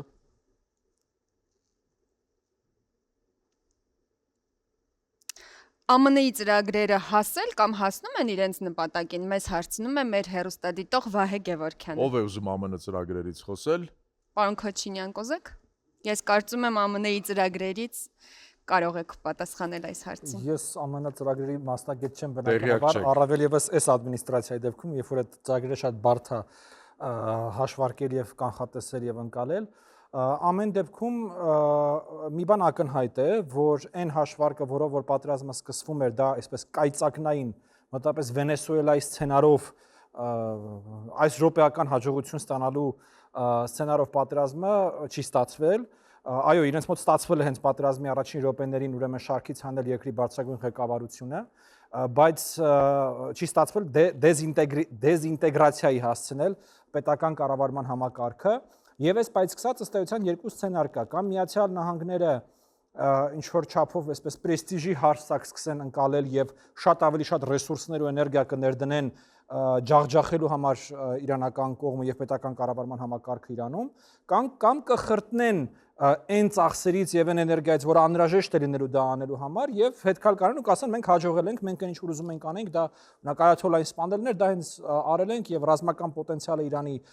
ջարդուփշուր ենք արել, արդեն հաղթել ենք, հա։ Թե այս երկուսից որը կլինի, իսկապես կանխատեսել ռացիոնալ ինչ որ հաշվարկներով անհնար է, որովհետեւ ըստ էության դա կախված է մեկ մարդու մոտեցումներից եւ մեկ մարդու ցանկություններից։ Հատկապես որ բարբերաբար փոխում է այդ Եվ այդ մոտեցումները հանրային հա, տենց բանան բնավորությունից բարբերաբար Գուցե պարոն Պետրոսյանին էլ այս հարցը տանք Աննա, բայց գուցե նաև պատերազմի ընթացքից կախված կլինի ոչ միայն մեկ մարդու, որի մասին եւ Աննան եւ պարոն Քոչինյանը խոսեցին, ինչ կարծիք եք դուք։ Այդպես էլ կա, ինձ համար գոնե տեսանելի լիարժեք, հա, Միացյալ Նահանգների ծրագրի իրականացում որպես այդպեսին եւ չափելի կարող է լինել դիցուկ օրինակ այն, որ պատերազմի արդյունքով Միացյալ Նահանգները ունենար, ասենք, որոշակի հասանելիություն Իրանի ներսում, ասենք, էներգետիկ ոլորտի նկատմամբ ենթադրենք, հա, դա կարող լինի, ասենք, նավթի կամ գազի վաճառքին եւ այլն։ Այսինքն այս վարչակազմի քաղաքականությունը վերլուծելով, այնուամենայնիվ ես կարծում եմ, որ նման ինչ որ չափելի ցուցանիշ պետք է լիներ, որպեսզի կարողանայինք նշել, որ Միացյալ Նահանգները այո հասել է իր նպատակին։ Իսկ որպես այդպեսին համաձայն եմ պարոն Քոչինյանյան, այս պայն իրականացող ընթացող պատերազմի հետ կապված կարող են լինել արդյունքներ, որոնք կարող են ներկայացվել որպես ծրագրի իրականացում, հաջողություն, հաղթանակ, բայց մեծ հաշվով կարծում եմ, որ սա այն չէ եւ այն վերջնանպատակը չէ, որը ի վերջո կարող է գնահատվել որպես լիարժեք հաղթանակ։ Եվ այստեղ կա իհարկե գուցե հարցը լինի այդ մասին Իսրայելի եւ Միացյալ Նահանգների մոտեցումների տարբերություն, որտեղ է եւ այստեղ է ամենակարևոր ուրեմն հարցը եւ իհարկե պատերազմի հետագա ընթացքի հետ կանխատեսումը, որտեղ Միացյալ Նահանգների դեպքում ես կրկնում եմ ինձ համար չափելին գոնե կոնկրետ օգուտի ականատես լինելը Իսրայելի պարագայում մի փոքր այլ է։ Իրանը որպես գործոն, տարածաշրջանային գործոն, ուրեմն նրա հնարավորությունների չեզոքացումը։ Այս առումով գուցե ուրեմն անգամ այս վարչակարգի պահպանման դեպքում Իսրայելը կարողանա ցույց տալ որպես շատ ավելի հաջողված ձեռքբերում, քան Միացյալ Նահանգների դեպքում է։ Շատ լավ, շնորհակալություն։ Մենք ելի հարցեր ունենք, Սարգիս։ Ինչպես է ազդում պատերազմը Իրանում Հայաստանի տնտեսական վիճակի վրա, եթե երկար շարունակվեն ռազմական գործողությունները եւ տարանցիկ ճանապարհները փակ մնան, Հայաստանի վիճակը գնալով չի բարթանա։ Հարցը կարծես ձեզ է ուղղված։ Ինչ եք կարծում, կբարթանա մեր վիճակը, չի բարթանա։ Շատ բարդ հարց է։ Ինչ որ առումով կբարթանա, որովհետեւ Հայաստանի առանց այն էլ սահմանափակ տնտեսական հնարավորությունները ավելի կսահմանափակվեն, դրանից կտուժի նաև Հայաստանի առևտուրը Իրանի հետ։ Դե կներեք, պարոն Քոչինյանը նշեց, որ մոտավորապես 30%-ը Իրանի տարածքով է արտաքին առևտրաշրջանառության տեղի ունենում։ Դե տեսեք, եթե Իրանում պատերազմական գործողությունները շարունակվեն ու սա դառնա նոր նորման, ապա մեր եւ իրանական բիզնես ոլորտները պետք է փորձեն ադապտացվեն դրան, որպեսզի ապահով ձևերով կարողանան նույնիսկ պատերազմի պայմաններում առևտրաշրջանառություն ապահովել։ Մյուս կարևոր հարցը սակայն այն է, որ եթե նկատել եք այս պատերազմի ֆոնին առհասարակ շեշտադրվում է Հարավային Կովկասի դերը որպես տարանցիկ, այո, մեկ անգամ եւս կարծես, այո։ Եթե այս պայմաններում Հարավային Կովկասի ու Կենտրոնական Ասիայի երկրները կարողանան դա այս ճգնաժամային իրավիճակ իրենց համար դիտարկեն որպես հնարավորություն, ապա մենք կարող ենք սա օգտագործել որպես մոմենտում, որպեսզի հնարավորության դեպքում ապաշրջափակման այս խնդիրը ավելի շատ կարողանանք առաջ բրդել։ Պարոն Դավության, ձեր ծանոթները, գործարարները ինչ են ասում, ինչ ելք են տեսնում, գուցե դուք լույս սփռեք, ինչ են մտածում։ Այո, երկու խնդիր ես որ գրել եմ իրանցի գործարարներից պատասխան եմ ստացել, ամբողջ այդ մեր բեռները, մեր գործարարների բեռները, որ ասենք Չինաստանից, Դուբայից, մյուս երկրներից Իրանի տարածքով պետք է գան, դա նորմալ գալիս է եւ աշխատում է, թե Բանդար Աբբաս նավահանգիստն է աշխատում, թե Մեղրից գալիս է։ Անկամ այս օրերին։ Այո, բայց նոր նավ չեն կարողանում իրենք բեռնաթափեն։ Այսինքն, եթե հիմա մեր գործարարը Չինաստանից ուրիշ երկրից ճանապարհին բեռ ունի եւ նավի վրա է, դա չի կարողանում այլևս մոտենա Պետք է բերի նեղուցի սևծով, փակման Բաթում պատճառով։ թողի նավահանգիստներ այդտեղով բերի։ Երկրորդը Իրանը, ինչպես ակնարկեցին արդեն, մի շարք ապրանքների, հատկապես գյուղմթերքի արտահանումը արգելել է։ Եվ մենք գիտեք, որ շատ գյուղմթերք նաև ներմուծում ենք Իրանից, այդտեղ կարող եմ մենք խնդիր ունենանք, իհարկե պետք է նկատի ունենալ այդ գյուղմթերքի մեծ մասն էլ, որ մենք ներմուծում ենք, այստեղից գնում է Ռուսաստան։ Ինչ ենք արտահանում օրինակ Իրանից գյուղմթերք, երբ որ դուք ասում եք։ Ամբողջ պտուղ բանջարեղեն։ Պտուղ բանջարեղեն շատ է գալիս Իրանից։ Եվ դրանք հիմնականում այստեղ վերափաթեթավորում են, մասամբ ուղարկում են Ռուսաստան։ Հետո ասենք լոլիկի մածուկ ենթադրում։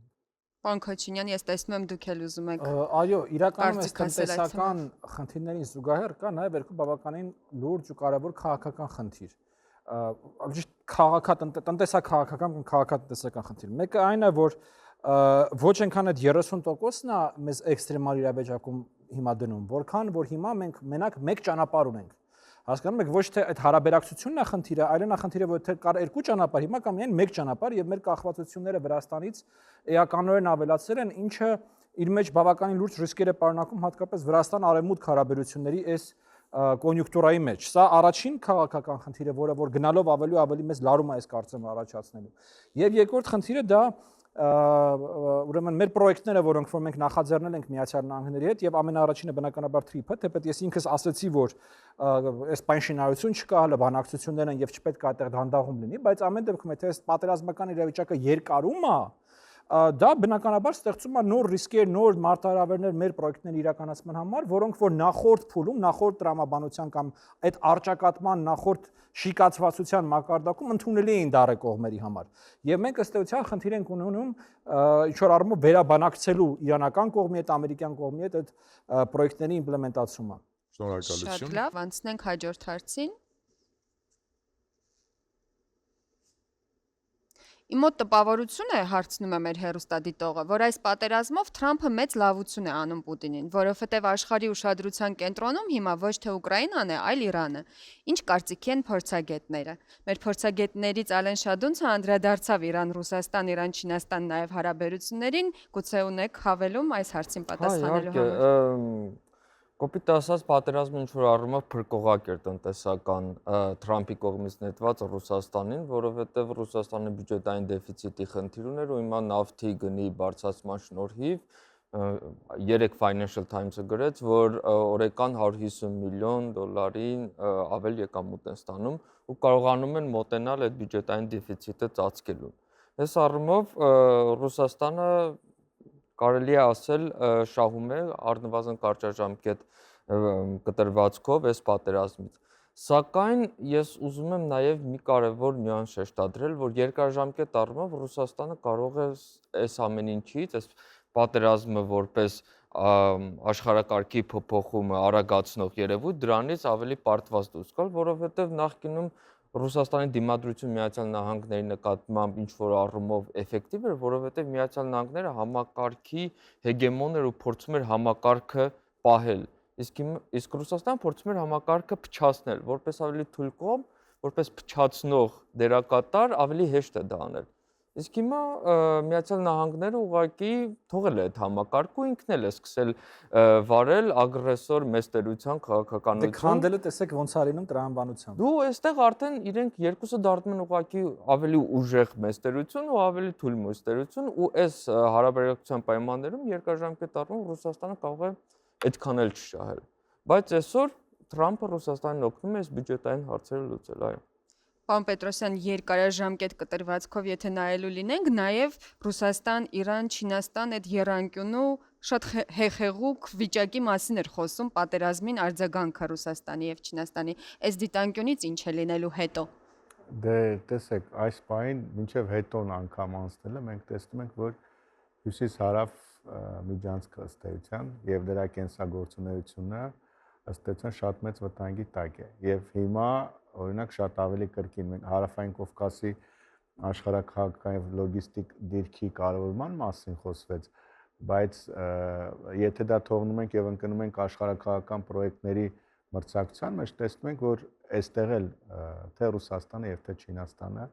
մեծ հաշվով դժում են, եթե հիմնական խաղադրույքն արվում էր հյուսիս-հարավ միջանցքի ուրեմն առաջ մղման ուղղությամբ։ Մյուս կարևոր հանգամանքը այնուամենայնիվ, տեսեք, Չինաստանի գործոնը շատ կարևոր է, որովհետև այնուամենայնիվ, եթե Ռուսաստանը եւ Միացյալ Նահանգները որպես մեծ պետություններ այսօր պատերազմի մեջ են, անկախ ամեն ինչից, թե ինչպես է ուրեմն ընթանում պատերազմը, ինչպես են ընթանում process-ները, միշտ շահում է այն խաղացողը, որը իր մրցակիցներին ուղիղ թե անուղղակի կերպով տեսնում է նման ռազմական ուրեմն ներգրավվածության մեջ, իսկ ինքը կողքից փորձում է օգուտներ քաղել։ Շատ լավ, հատկապես որ տնտեսական առումով էլ Հորմուզի նեղուցը փակ է, բայց չինական նավերը դեռևս կարողանում են նավարկել։ Այո, ես մի հարց եմ ուզում ձեզ ուղղել, պարոն Քոչինյան։ Ես հիշում եմ, որ անցած տարի Ռուսաստանն ու Իրանը ռազմավարական համագործակցության համաձայնության եկան, իրավիճակը կարծես ինչ որ առումով իհարկե պայմանագրերը տարբեր են, դա նույն պայմանագիրը ինչ որ Ռուսաստանը Հայաստանի հետ ուներ եւ ունի, եւ Ռուսաստանը լուր մնաց չնայած այդ համաձայնությանը, երբ որ Հայաստանի քաղաքները, գյուղերը Հայաստանի Հանրապետության ռմբակոծվում էին, բայց Իրանի հետ էլ ունի ռազմավարական համաձայնություն եւ մենք տեսնում ենք, որ առավելագույնը ինչ տեղի է ունենում արևմտյան մամուլի համաձայն կարծես միայն հետախուզական տվյալներ է փոխանցում Իրանին, սա ընդհանրապես ինչ է նշանակում Ռուսաստանի քաղաքականության առումով, հասկանում ենք Պուտինը հիմա յուրաքանչյուր օր $150 միլիոն ավել դնում է իր գրպանը,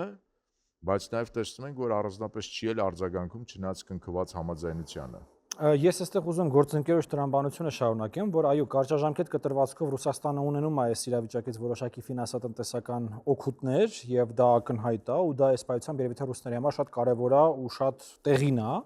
բայց եթե մենք նայում ենք միջնաժամկետ, երկարաժամկետ կտրվածքով ինչա տեղի ունենում։ Ուրեմն մի կողմից սա ես կարծում ռուսական կողմի համար հերթական բավականին լուրջ պրեստիժային հարված է, ժողովրդական բառապաշարով Ռուսաստանը հերթական դաշնակցին փուռը տվեց եւ սա աշխարհում տեսնում են բոլորը, տեսնում են այն երկրները, որոնք որ հնարավոր է որ Ռուսաստանի հետ ծավալային որոշակի բարեկամական, գործընկերային, դաշնակցական հարաբերություններ։ Բայց մնացել են այդպիսի երկրներ։ Եթե այդպիսիք դեռևս կային։ Սա մեկ, երկրորդը, եթե այս ռազմական օպերացիաների արդյունքում ինչ որ մի հատ սեթինգի ենք գալի, որի արդյունքում Իրано-ամերիկյան հարաբերությունները վերաարժևորվում են եւ այդ սանկցիաները օրինակ Իրանի կողմից Իրանի վրայից դուրս են բերվում եւ իրանական նավթը մուտք է գործում շուկա, խոշոր շուկա, արևմտյան շուկա, ապա այդ նույն նավթի գները շեշտակիորեն իջնելու են։ Եվ երրորդ էլեմենտը, որ նույնպես ես կարծեմ կարևոր է, գիտեք իմ մոտ տպավորությունն է, որ Սպիտակ տանը վերցրել են Ջորջ Բուշ կրծերի ժամանակ հրապարակած մի հատ ցուցակ կար, հիշում եք, չարի առանց մի հատ ցուցակ էին Ջորջ Բուշ կրծերի ժամանակ հրապարակել։ Դες մի քանի երկիրներ մեջ է գրած ու սենց հերթով սենց ոնց որ գիծ քաշելով վրայով այդ ցուցակի ուզում են անցնեն, սկսեցին Վենեսուելայից, հիմա Կուբա եւ Իրան միաժամանակ ոնց որ աշխատեն։ Ինչը իր երթին նույնպես բնականաբար բավականին լուրջ հարված է եւ Ռուսաստանին եւ Չինաստանին, որտեղ այսպես բախտի բերման պետությունները հիմնականում Ռուսաստանի, բախտի բերման չի ակնհայտ պատճառներով, որտեղ եթե Միացյալ Նահանգների դեմ ես պետք է լինես Չինաստանի եւ Ռուսաստանի հետ, բայց հենց սրանց հիմնական գործընկերներն էին, կլիենտներն էին, դաշնակիցներն էին, որոնցից հերթով կարծես այսպես զրկվում են այդ երկու երկրները։ Այո, պարոն Դավության, Իրանում հիասթափված են Ռուսաստանի նման դիրքորոշմամբ, Իրանում գոհ են նման դիրքորոշմամբ, Իրանում սպասում էին, ինչ կարող եք ասել, ինչ են, երբ որ դուք խոսում եք ձեր, մեր իրանցի բարեկամների հետ, մի փոքր բացեք փակագծեր, ինչ են մտածում խոսում Դուք մի քիչ առաջ շատ ճիշտ հարցը մատնանշեցիք, այնտեղ բայց մի նրբություն կա, երբ որ պարոն Փեզեշկյանը գնաց Մոսկվա եւ Պուտինի հետ ստորագրեց այդ դաշնագիրը, այնտեղ հատուկ շեշտված է, որ Ռուսաստանը Իրանի դեմ հարձակման դեպքում չի նպաստի հարձակվողներին, բայց չի ասում ես կօգնեմ։ Այդպիսի բան չկա պայմանագրի մեջ, այսինքն Ռուսաստանն ընծեն գլխից այդ հարցերը մտածել է, որտեղ ընծեն ժամանակ իրենք առևտուր են արել Ուկրաինայի հարցով։ Հետո մի նրբություն էլ որ կա, տեսեք, դա գալիս է դեռ խորհրդային միության շրջանից։ Ռուսաստանը ունի իր տարածաշրջանային շահերը, իր ռազմավարական շահերը։ Մենք հիշենք խորհրդային միության ժամանակ Սիրիայում կոմունիստներին գնդակահարում էին։ Իրաքում կոմունիստներին գնդակահարում էին, բայց խորհրդային միությունը լավագույն հարաբերություններն ուներ այդ երկրների։ Իրանի Իսլամական Հանրապետությունը երբ որ եկավ, էլի թուդեականները կոմունիստներին Խումեյնու վարչակարգը ձերբակալեց, անգամ քանիսին գնդակահարեց։ Էլի խորհրդային միությունը բան չասեց։ Հիմա գանք Ռուսաստանը։ Ռուսաստանը օրինակի համար բանին Բաշար Ասադին ծախեց, չէ՞, բայց եկավ Ջոլանին։ Ջոլանին ասեց, ես կթողնեմ քո այդ բազաները Ռուսաստանինը մնա Սիրիայում։ Եվ Ռուսաստանը իր համար կարևոր իր ազգային շահերն են, ոչ թե դեմքերը։ Թեհրանում սպասում են ինչ որ աջակցություն Մոսկվայից, թե չեմ կարծում, չէ, որովհետև Իրանի ժողովուրդը ավանդաբար չի սիրում Ռուսաստանին։ Դա գալիս է դեռ դարասկզբից եւ մենք պետք է հիշենք 20-րդ դարի նկատի ունենք։ Եվ պետք է մենք հիշենք Գահանկեց արքայի հայտնի խոսքը։ Որ մեկը այս թագաժարանգի հորը Մուհամմադ Ռեզայի։ Նա միշտ ասում էր, որ ես երբեք չեմ թողնի Իրանը դառնա Իրանստան։ Այսինքն ժամանակ խորհրդային միության հանրապետություններ բոլորը ստան վերջավորություն ունեին Իրանի հասարակության հիմնական հատվածը արևմտամետ է։ Շատ հետաքրքիր։ Բացի այդ, Սարգիս, վերջին դարերում, երբ Իրանի տարածքային ամբողջականությունը խախտվել է, դրանում, եթե ոչ միայնակ, ապա անպայման մասնակից է եղել նաև ռուսական կայսրությունը, խորհրդային միությունը եւ բոլոր մյուս կազմավորումները։ Եթե թույլ տաք մի նախադասություն եմ ուղղակի Ես թույլ կտամ, պարոն Քոչինյան, ներողություն եմ խնդրում, մենք հիմա մոտենում ենք ավարտական փուլին եւ մենք ձեզ թույլ կտանք ամփոփել մտքերը եւ այդ թվում մեկ նախադասություն ասել։ Հիմա խնդրում եմ Աննա մեր վերջին փուլը ներկայացրու։ Մեր վերջին փուլում մեր մասնակիցները 3 րոպե ժամանակ կունենան ամփոփիչ խոսք ասելու եւ անդրադառնալու բոլոր այն հարցերին, որոնց ուզում էին անդրադառնալ, բայց ժամանակի առումով Այդ թվում մեկ նախադասությամբ խնդրեմ պարոն Քոչինյան, մենք ձեզ թույլ ենք տալիս եւ լսում ենք ձեզ։ Շնորհակալություն։ Շատ լավ։ Առաջինը ես կարծում եմ, որ ամեն դեպքում այս բոլոր պայմանագրեր, այդ ամեն խոսակցության մեջ մենք պետք է վերջով ֆիքսենք, որ Ռուսաստանի շահերից չի ելնում այնինչ տեղի ունենում հիմա Իրանի հետ, եւ եթե Ռուսաստանը լիներ ի վիճակի թույլ չտալու, որ այնինչ որ տեղի ունենում Իրանի հետ, ինքը թույլ չէր տա։ Առնվազն այն պատճառով, որ դա ունի բավականին լուրջ պոտենցիալ մեծացնելու Միացյալ Նահանգների դերակատարությունը, ել ավելի մեծացնելու Միացյալ Նահանգների դերակատարությունը եւ ազդեցությունը Մերձավոր Արևելյան տարածաշրջանում, ինչը չի ելնում ոչ Ռուսաստանի, ոչ Չինաստանի շահերից։ Եթե կարողանային ավելի ակտիվ եւ ավելի գործուն միջոցներ կցուցաբերեն, չեն կարողանում, չեն ցուցաբերում կամ չեն ուզում։ Այս մասով ես մի ուրեմն ինձ համար կարևոր բան է առանձնացրել, որը ուզում եմ անպայման անդրադառնալ այս խոսակցության ընթացքում։ Տեսեք, երբ որ ուրեմն այդ մեր տարածաշրջանային տրամաբանության մեջ խոսում ենք եւ ասում ենք Հայաստանը ինչ կարող անել, եւ ես այդ միտքը արտահայտեցի, որ կոմունիկացիաների ապաշրջափակումը տեղի ունենա, մենք ճանապարհ տանք ադրբեջանական կողմին կապվելու համար Նախիջևանի հետ, դա այսպես ընկալվեց կամ բարձրաձայնվեց որպես հերթական զիջում ադրբեջանական կողմին։ Ես այդտեղ 3 ասելիք ունեմ։ Նախ ես կարծում եմ, որ այդ ընդհանրապես ամբողջ դիսկուրսը դրա մասին, որ մենք հերթական զիջում, անընդհատ զիջում ենք անում ադրբեջանական կողմին, ինքը միֆ է, ինքը փուչիկ է, Հայաստանը ըստ էության որևէ զիջում ադրբեջանական կողմին մինչև այս չի արել։ Հայաստանի սահմաններից ներս տրամաբանության մեջ, Հայաստանի միջազգայինորեն ճանաչված սահմաններից ներս տրամաբանության մեջ։ Ավելին ցանկացած գործողություն եւ մեր մոտ եւ իրենց մոտ, երբ որ բերում դրվում է ով է զիջում, ով է շահում տրամաբանության մեջ, ես կարծում եմ դա հենց այդ կոնֆլիկտային տրամաբանության այդ մտակերտվածքի շարունակությունն է, որը պետք է մենք փոխենք հատկապես օգոստոսյան ուրեմն հռչակագրից եւ պայմանավորվածություններից հետո պարտադիր չի, որ ինչ-որ բան լավ է Ադրբեջանի համար, դա վատ է Հայաստանի համար եւ հակառակը, այդ zero sum խաղ, այդ զրոյական արդյունքով խաղը Հայաստանի եւ Ադրբեջանի մեջ պետք է ավարտվի եւ պետք է ավարտվի նաեւ այստեղ։ Եվ վերջինը կոնկրետ այս դեպքի պարագայում դա նաեւ սխալ պնդում է, թե եթե մենք հիմա Նախիջևանին ճանապարհ ենք տալիս, Ադրբեջանին ճանապարհ ենք տալիս Նախիջևանին կապելու, դա զիջում է, դա զիջում չի, դա ներդրում է, որ մենք կարողանանք բալանսավորել այն կախվածությունները, որոնք մենք արդեն ունենք Ադրբեջանից, որտեղ նորից եմ նշում, մենք այս պայությամբ բենզին ենք բերում Ադրբեջանից, ցորեն եւ այլ ապրանքներ ենք բերում Ադրբեջանի ճանապարհներով, եւ մենք հիմա կախվածություն ենք որոշակի ձևավորել այդ առումով Ադրբեջանից։ Այո, ինքը տոկոսային առումով փոքր է համեմատած մնացած ամեն ինչից, բայց ինքը կախվածությունն է։ Հիմա եթե մենք ենք ճանապարհ տրամադրում, ապա հակառակ կախվածությունն է լինում։ Ես նույնիսկ այսպեսի բան ասեմ, ես մտածում ադրբեջանական կողմը մերժելու է այս առաջարկը անգամ, եթե մենք անենք, որտեղ ինքը հասկանում է, որ ինքը մեզանից կախվածության մեջ անգնելու դրանով։ Այս ամբողջ խոսակցությունը եւս մեկ անգամ բերում ցույց է տալիս, որ մենք պետք է վերջապես սկսենք այս հարցերին վերաբերվել քաղաքականապես, ոչ թե էմոցիաներով։ Շնորհակալություն, պարոն Դավության, պարոն Քոչինյանի ամփոփիչ խոսքում նաև անդրադարձ եղավ ձեր մտքերին, կարծում եմ ճիշտ կլինի, որ հիմա դուք ասեք ձեր ամփոփիչ խոսքը։ Այո, բայց ես որտեղ խոստացել էի իրանաբնակ հայերի խնդիրների մասին խոսեի, ես ավելի շատ մասին էլ կարող եք խոսել։ 3 րոպե ժամանակ ունեք։ Այո, ուրեմն իրանաբնակ հայերը վերջին կես դարվա ընթացքում 4 փորձության միջից են անցել, 4-րդը արդեն դեռ ընթացքի մեջ է։ Առաջինը 1979 թվականի հեղափոխությունն էր, երկրորդը Իրան-Իրաք 8-ամյա պատերազմն էր, երրորդը հունիսյան 12-օրյա պատերազմն էր եւ 4-րդը հիմա է։ Ես ասեմ նաեւ որ առաջին երկուսին ես Իրանում եմ բնակվել, այսինքն 79 հեղափոխության եւ Իրան-Իրաք պատերազմի 88 թվականների։ Իրանահայերը բնական է, ամբողջ իրանցիների նման իրենք էլ կրել են այդ զրկանքները, միշտ Իրանի ժողովրդի թե ուրախության են մասնակից եղել, թե տխրության։ Դեռ սկսած մենք Իրանի սահմանադրության ժամանակվանից, Եփրեմ խանի ժամանակվանից մենք միշտ մեր ներդրումն ենք ունեցել իրանյան հարցերում։ 79-ի հեղափոխության ունեցել ենք զոհեր։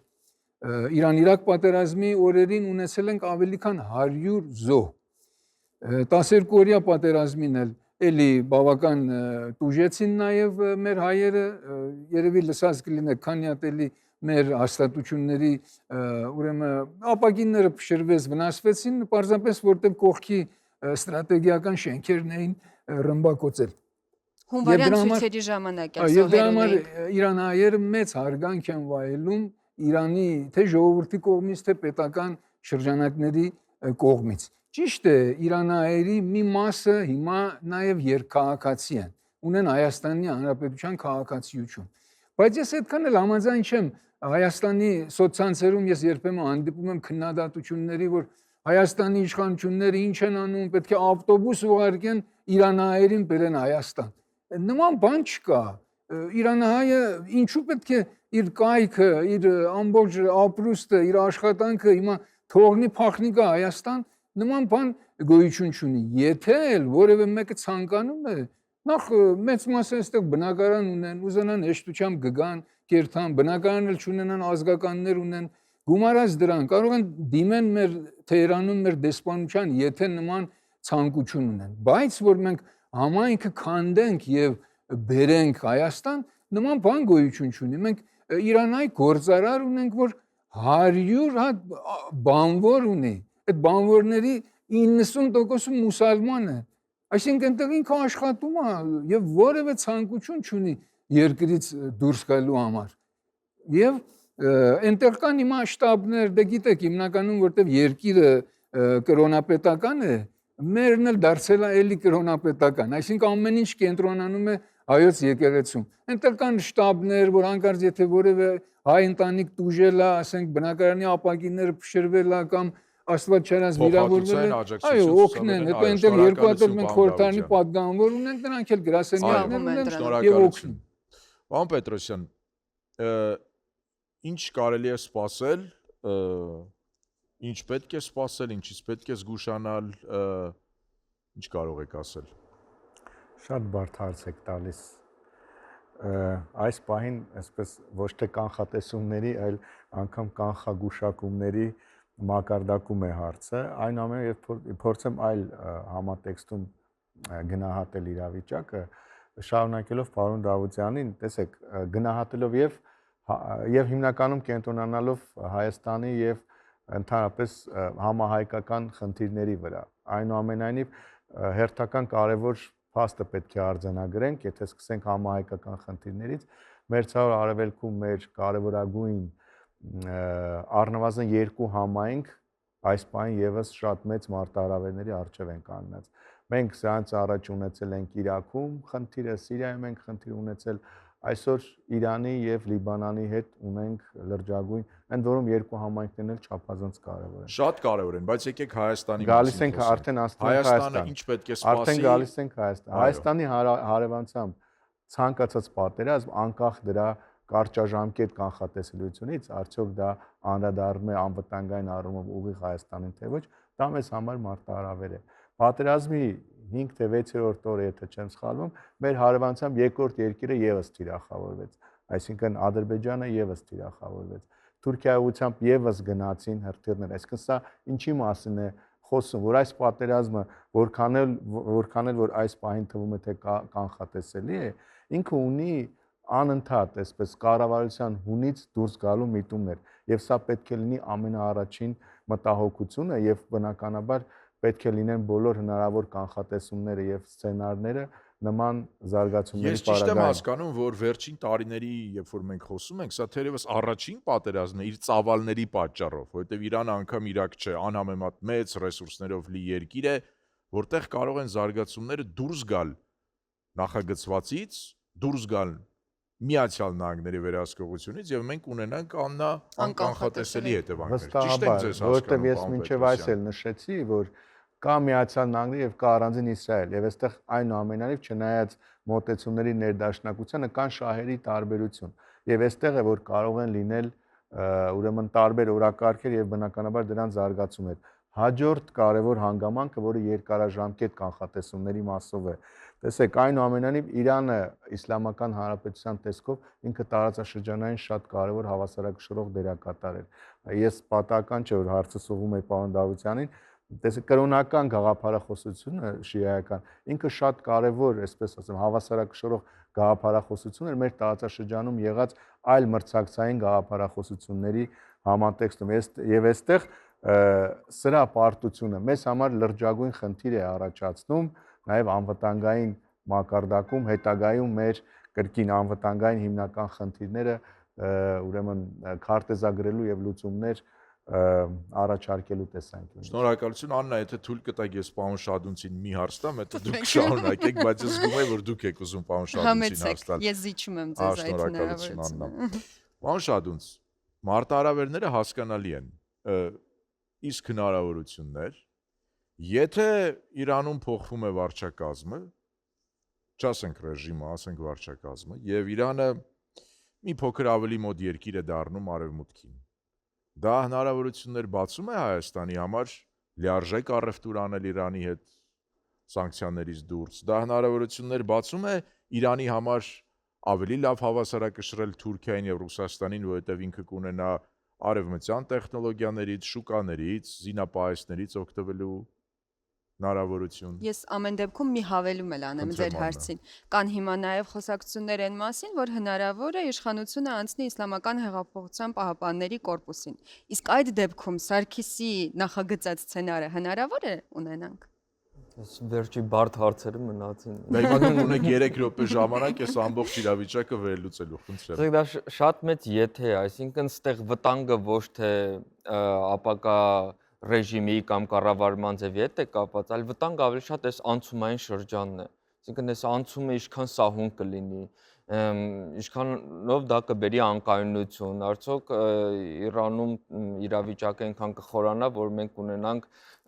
պատերազմական իրավիճակի լճացում ու Իրանը կդառնա այսպես կոչված ձախողված պետություն։ Սա երևի ամենավտանգավոր կլինի։ Բայց եթե որոշակի փոփոխություն լինի ու Իրանը կարողանա ավելի կառուցողական հարաբերություններ ունենալ արևմուտքի հետ, ապա դա ես կարծում եմ, որ Իրանին որպես դերակատար տարածաշրջանում ավելի անկախ կդարձնի։ Իսկ մեզ Դա մեզ համար բնականաբար դրական զարգացում կլինի, որովհետև Իրանը ավելի էֆեկտիվորեն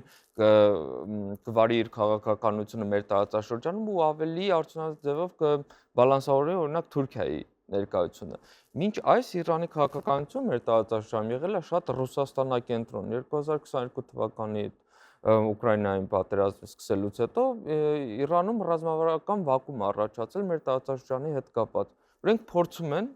նոր ձևով վերգտնեն իրենց դերը հարավային Կովկասում։ Տեսեք, Իրանի արտաքին քաղաքականության մեջ առհասարակ ինչ-որ պարադոքսալ կոմպոնենտ կա։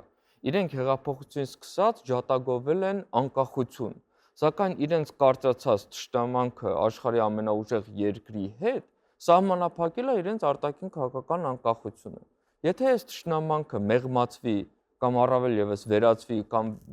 գոնե թշնամանքից վերածվի մրցակցության ինչ-որ բանի, ապա Իրանը ավելի ճկուն գործիչ կդառնա տարածաշրջանում, իսկ այս ճկունությունը ամենակարևոր կոմպոնենտներից մեկն է այս բազմաբևեռ դարձող աշխարհում։ Ինչ վերաբերում է Պահապանների կորպուսին, ինչքանով դա կփոխի Իրանի վարած արտաքին քաղաքականությունը, այստեղ հարցը պետք է քննարկել լեգիտիմության դաշտում։ Պահապանների կորպուսի լեգիտիմության կարևոր կոմպոնենտներից մեկը հենց այդ անտագոնիզմն է Միացյալ Նահանգների ու Իսրայելի նկատմամբ։ Թե ինչքանով դա իրանք կարողանան փոխել եւ միևնույն ժամանակ վերգտնել կամ վերաիմաստավորել իրենց լեգիտիմությունը, դա մեծ մարտահրավեր կլինի իրենց համար ու նաեւ իրենք էլ կարող է խուսափեն այդ սցենարից, որովհետեւ իրենք էլ կարող է վախենան, որ իրենց վերահսկողությունից դուրս կգա, այս Իրանում Գորբաչովին շատ են քննարկում այդ Գորբաչովյան սցենարով։ Դրա համար ցավոք սրտի հավանական է, որ եթե ռեժիմը կարողանա ողջ դուրս գալ այս պատերազմից, ինքը ավելի ռադիկալ կդառնա։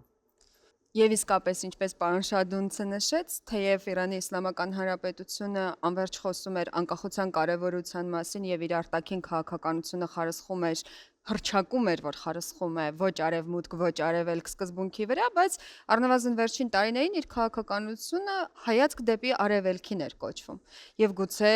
բալանսավորելու համար հայացք արժի նետել նաեւ դեպի արևմուտք։ Այո, գուցե,